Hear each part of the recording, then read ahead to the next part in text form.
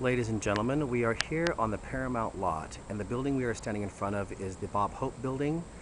And this building one time was part of the RKO Studios, and then in the late 1950s it became one of the Desilu properties. And the building, the room that we are standing in front of, this bungalow here once belonged to the great Lucille Ball. Prior to Lucy using this bungalow, it one time belonged to Ginger Rogers. Now both those ladies eventually ended up in what was known as the leading lady dressing room, which is just down this street and to the right in the park area.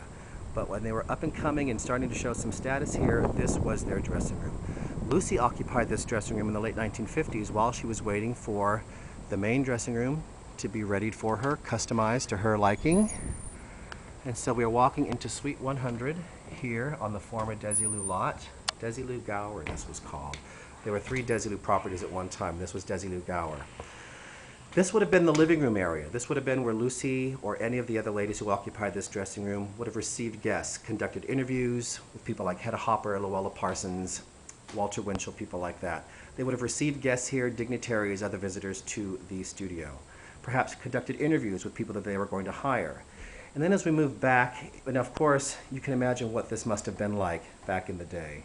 It must have been the most beautiful, cute little room imaginable. Now it's very generic. All the dressing rooms on the lot have been converted for office space, which is true for all the studios here in Hollywood. Now we move our way back through the hallway. To the left is a little kitchenette area.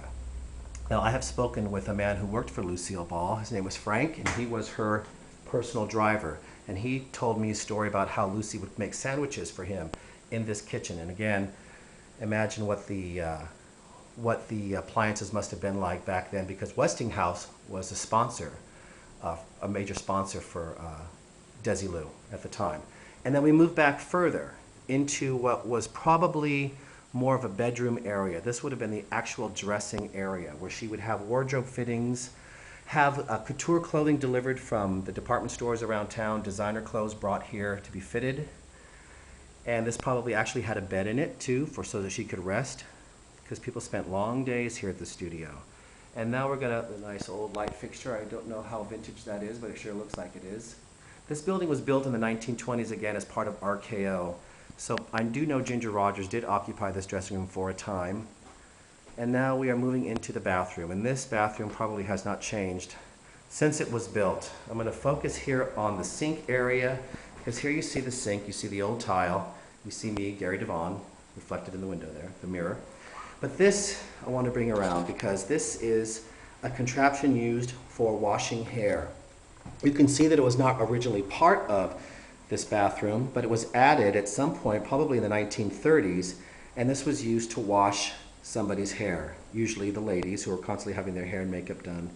But the men too, but I just think it's amazing that this is still here after all these years. And I'm turning it on to see if I can get some water out of it, but I hope that one works. Think of the hands that have touched this handle, the grates over the years. So here we are in the bathroom, and we are going to the shower door, which has this beautiful cut glass. We open the shower, and it leads to, they want to use it as storage space. You see some shelves in there. But you also see, just looking for a light switch, if you look at the wall, there are many shower heads going down to wash all parts of the body in comfort on this side as well. So somebody had their way here, clearly. Again, another dressing mirror, and I'm reflected in it.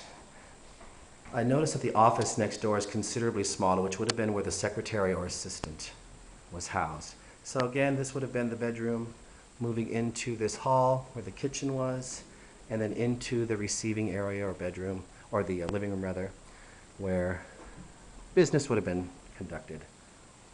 Interviews, hirings and firings, things like that.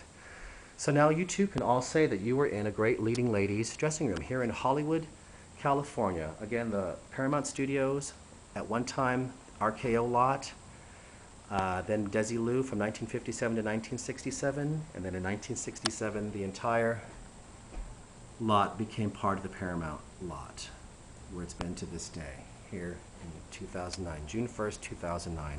So when Lucy walked out, she would come out, see the bougainvillea, and she'd look out and see the stage there.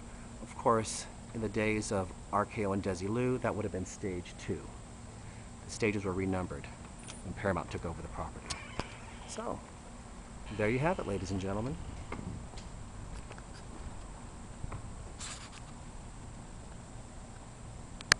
If these walls could talk. I'm Gary DeVaughn signing off from Hollywood, California.